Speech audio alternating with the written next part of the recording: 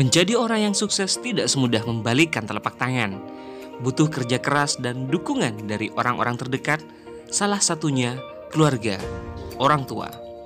Namun Alvin, salah seorang pemuda kreatif Kecamatan Silo, melewati masa kecilnya tanpa keharmonisan keluarga. Alvin terlahir sebagai anak broken home. Namun kepada dunia, dia mampu membuktikan bahwa selama ada kemauan, pasti ada jalan.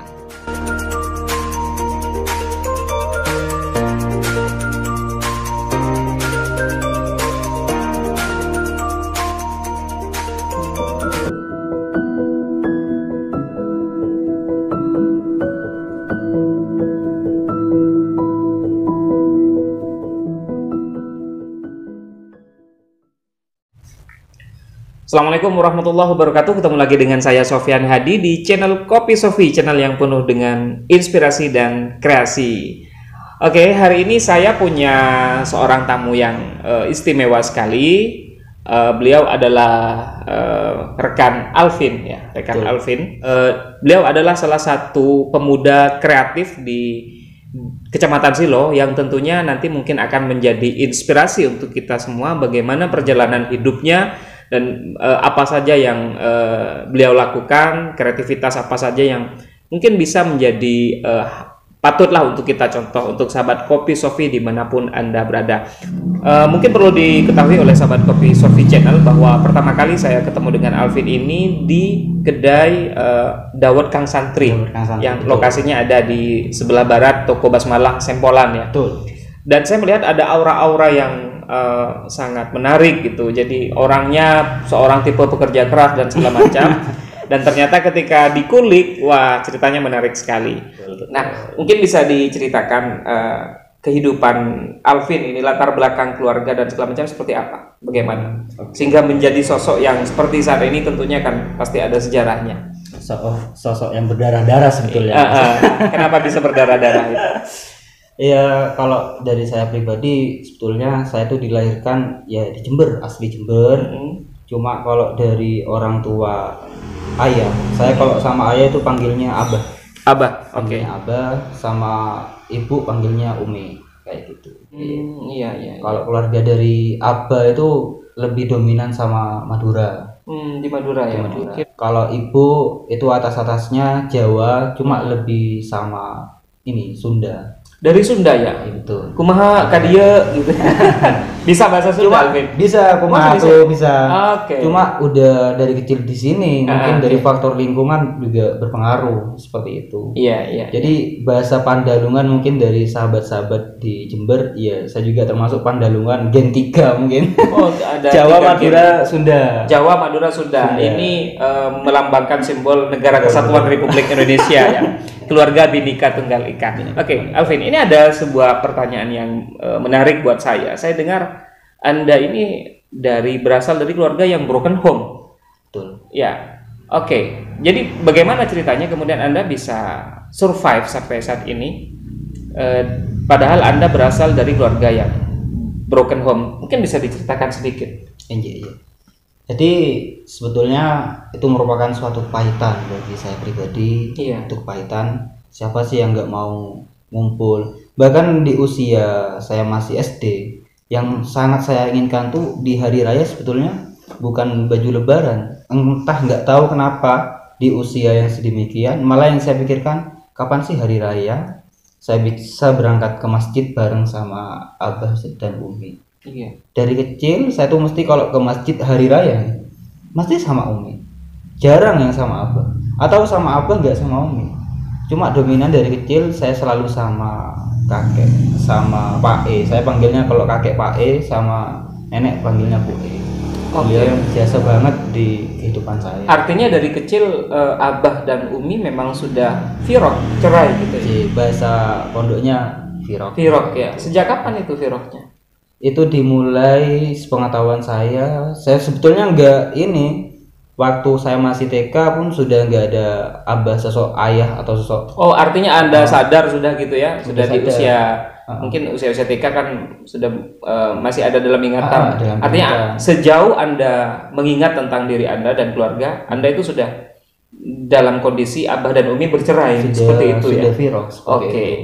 Bagaimana Anda menjalani hari-hari itu dari zaman Anda anak-anak, menginjak remaja hingga dewasa saat ini?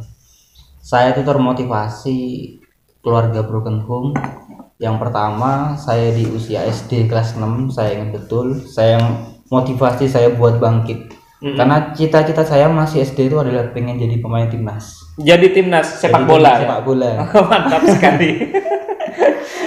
Saya kan asli Silo, karena yang mewadahi itu ada 2 klub bola sebetulnya. Yang pertama saya tuh belajar di Polres Sempoala. Yang kedua yang sangat berjasa juga di Perkasa Silo.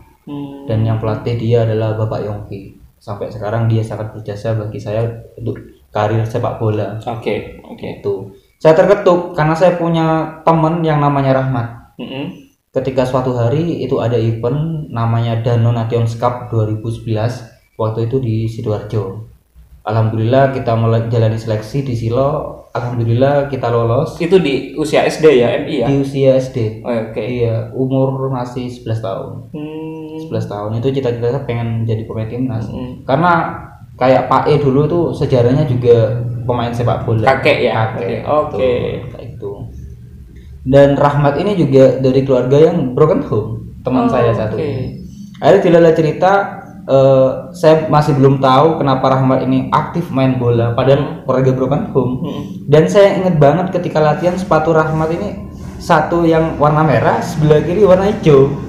Dan itu lebih parah dari saya. Itu saya pertama terketuk, kenapa sih ini masih aktif main sepak bola, padahal secara logika kalau kita nggak punya ini yang pas lah, kita juga mungkin minder. Akhirnya ketemu satu liga, kita satu berangkat dari Jember. Akhirnya di lokasi Danone kita turnamen. Di situ lo juga Rahmat yang ngetuk hati saya sebetulnya. Karena ketika mau masuk nih harus lengkap. Iya. Dari ID card semua itu lengkap, seragam, dan saya ingat betul sepatu itu tetap saya nggak beli yang baru. Teman-teman sudah banyak yang baru karena ikut liganya ke tingkat provinsi. Tingkat provinsi. Akhirnya ketika masuk checklist itu harus lengkap, termasuk skin decker. Itu saya nggak punya skin decker. Ya, pengaman ini ya, tulang kering ini ya. Betul. Akhirnya Rahmat ngajak saya, ayo ikut saya ke belakang ya. Karena tuh liganya Danone, di belakang saya ingat masih kardus Danone itu saya ingat sampai sekarang. Itu Rahmat sobek, tepuk 2 dimasukkan sama kaki saya. Subhanallah. Jadi pengaman itu. Jadi pengaman. Karena ya untuk main seperti itu. Karena harus lengkap seperti itu. Saya kan masih usia 11 ini tahun. Betul-betul perjuangan ya, main sepak bola. Mau seleksi timnas salah tingkat provinsi itu apa namanya tuh istilahnya? Skin decker pakai kardus Danone. Artinya Anda ini sebenarnya menurut saya terselamatkan oleh lingkungan juga ya. Karena ada banyak anak-anak yang broken home dari kecil itu karena memang sudah kurang perhatian, tidak terurus dari keluarga sehingga pergaulannya bebas. Iya, betul. Dan kemudian mereka terjebak pada lingkungan yang salah. Misalnya obat-obatan, minuman keras dan segala macam. Anda masuk ke lingkungan olahraga. Ini yang menarik juga sebenarnya. Dari Anda SD itu kan kemudian minat ke pesantren, karena kenapa bukan ke SMP? Tadi kan memang sempat rencana SMP 1 ya, SMP 1 Silo. Kemudian kenapa kok lebih pada akhirnya pilihannya ke pesantren? Adakah mungkin karena salah satunya mungkin faktor biaya atau ada hal lain yang kemudian tertarik untuk masuk ke pesantren menjadi santri? Yang pertama, saya kan kalau keseharian dari sekolah pulang terus main bola, kadang jarang ngaji juga. Saya ingat betul ketika usia SD kelas 5 saya ngaji Quran itu kesulitan, Pak. Saya sulit sekali buat ngaji Quran, buat murojaah itu. Jadi saya ngaji itu udah agak minus gitu. Akhirnya saya juga terketuk. Kenapa? Karena di usia itu juga ini Bu E diambil lah sama-sama puasa. Diambil jam cipta itu. Nenek ya, Neneknya pas selesai Idul Adha, selesai sholat Idul Adha, Bu E dipanggil. Itu yang saya sangat terpukul, sangat terpukul sekali. Dan saya waktu itu ngaji Yasin sangat susah payah ya.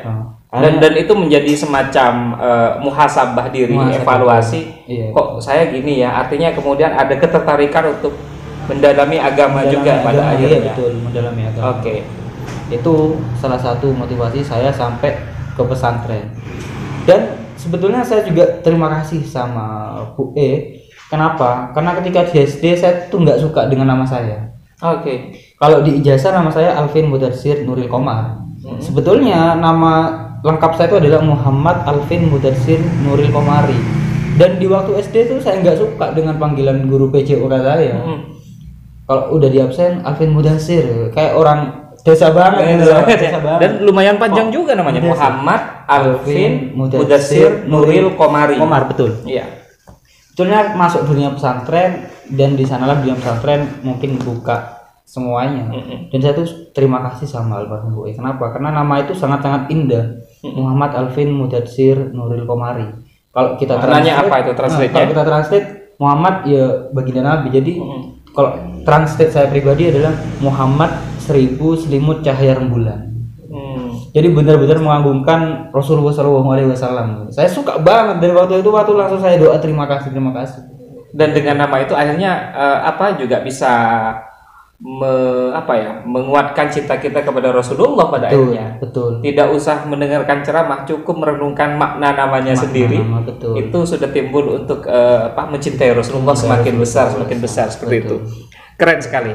Nah, sampai berapa tahun ada di pesantren pada saat itu? Saya dari tahun 2010.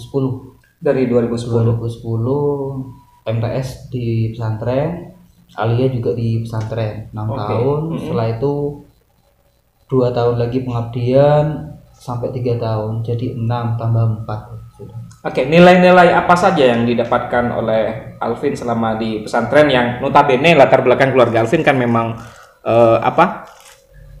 broken home gitu ya. Jadi kemudian dengan segala macam dinamikanya selama SD dan segala macam, proses perubahan dari anak-anak ke remaja dan segala macam, masuk pesantren kemudian ada nilai apa saja, pelajaran apa saja bisa diambil kemudian bisa mengubah sosok Alvin seperti saat ini.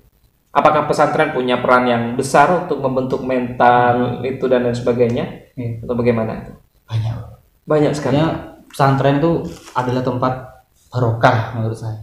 Karena saya ingat banget kalau kita bahas dapat apa aja sih ketika kamu nyantri, sebetulnya banyak banget. Kalau kita bahas perinci mungkin banyak banget.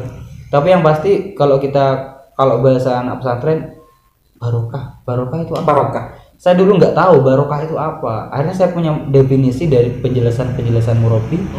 Barokah itu ibarat kita minum kopi ini, Pak. Dan saya minum dulu sebentar. Keren sekali improvisasinya.